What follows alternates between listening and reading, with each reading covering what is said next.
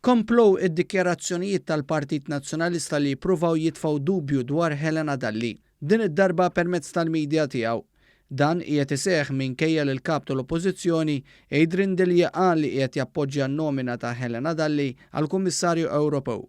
Wara l-mod kif ġab ruħu fil-plenarja l-Europarlamentari David Casa u t-tajjir tad-Deputat Nazzjonalista Carola Collina fuq Twitter waqt ismieħ, issa huma l-ġurnalisti tan-net li qegħdin jibnu kampanja fuq il-kredibilità ta' Dalli. Meta dan l-argument qiegħed f'mistoqsijiet lill Prim Ministru, Joseph Muscat innota kif din l-attitudni tikkonferma kif il-Partit Nazzjonalista jgħid ħaġa u jagħmel oħra.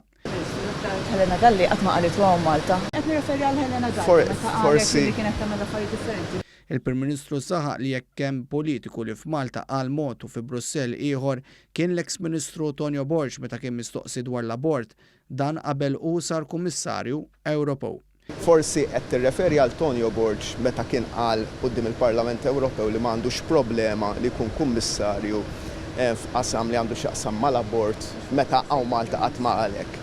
Il-reporter tan-net komplit bl-insistenza tagħha li Helena Dalli tajt mod Malta u mod ieħor Brussell u hawn il-Prim Ministru ħareġ konklużjonijiet ċari.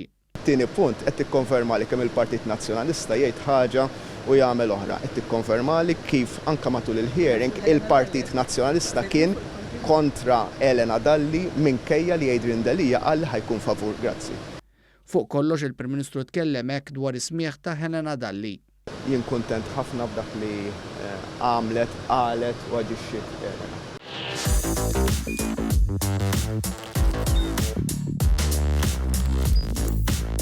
Idħol fuq one.com.mt u hemmhekk tista' tara l-programmi kollha li jxandru fuq One permezz ta' One Play.